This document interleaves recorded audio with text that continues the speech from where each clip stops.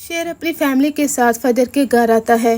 फजर के बाबा और यहाँ तक कि उनके दादा ऊपर से देख रहे होते हैं। उन्हें ऐसा लगता है कि दुश्मन हमारे घर में अपने बेटे की भीख मांगने के लिए आए हैं, लेकिन वो इस हकीकत से नावाकिफ होते हैं कि दुश्मन का बेटा तो जिंदा है और उनकी बेटी ने ही तो उसकी हिफाजत की है। वो तो अपने पाँव पर खड़ा आंखों में आंखें डालकर बात करेगा। जब वो गाड़ी से निकलता है उसके बाबा दंग रह जाते हैं, उनके पाँव तले जमीन निकल जाती है। वो भागते हुए नीचे आएंगे और कहेंगे कि ये मैं क्या देख रहा हूँ, शेर जिंदा है। शेर कहेगा कि आपको क्या लगा था कि मैं मर चुका हूँ, लेकिन ऐसा नहीं है। मैं सालों पुरानी दुश्मनी को खत्म करना चाहता हूँ, लेकिन उसका बाप जो फजर का बाप है वो कहता है मैं इस दुश्मनी को खत्म नहीं करना चाहता।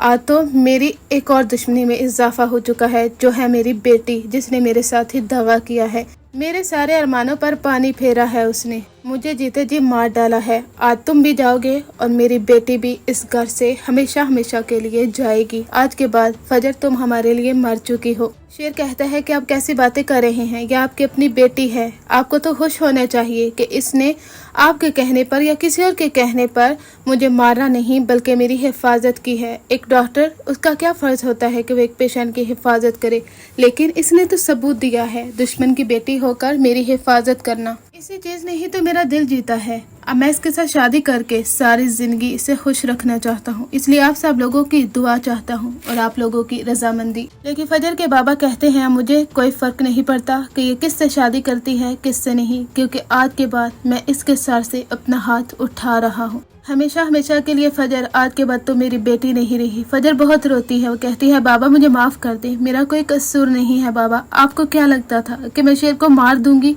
मैं अपने हाथों को खून से कैसे रंग सकती हूँ? बाबा मेरा कोई कसूर नहीं है, मैंने एक पेशेंट की हिफाजत की है बस, और कुछ नहीं। कोई दुश्मन का बेटा हो या किसी और का, मैं तो हर किसी की हिफाजत ही करूंगी। मैं किसी से बदला कैसे ले सकती हूँ, जो कि सालों पुरानी दुश्मनी आप लोगों की चली आ रही है, मेरी नहीं। जरदाद बेगम कहती हैं कि क्या देख रहे हो, निकालो इसको इस घर से, इसकी इस घर में कोई जगह नहीं बनती। दादा साहिब भी कहते हैं कि तुम्हारी बेटी ने तुम्हारा मुंह काला कर दिया है, जमीन भी हम हार गए, दुश्मन के बेटे को प्रोटेक्ट भी इसने किया और हमारे आंखों के सामने लाकर खड़ा कर दिया है। तुम्हारी बेटी तो हमारी सबसे बड़ी दुश्मन निकली है, यहाँ से निकालो इसे। और होता कुछ इस तरह से ही है कि उसके बाबा फजर को धक्का देते हैं। फजर जाकर टकराती है शेर के कंधे से। आहर शेर कहता है क्या हो गया है आप सब लोगों को, आपको अपनी बेटी की मोहब्बत नजर नहीं आती? आपकी बेटी ने हमेशा सच्चाई पर मबनी फैसला किया है, उसने मेरी हिफाजत की है और आपको इस चीज़ का एहसास ज़रूर होगा कि आपकी बेटी ने कुछ गलत नहीं किया। अगर वो जल्दबाजी में आकर मेरी जान ले लेती तो सारी जिंदगी पछतावे में रहती और इस पछतावे में रखने वाले आप लोग होते। लेकिन ये तो शुक्र करें कि इसने ऐसा नहीं किया।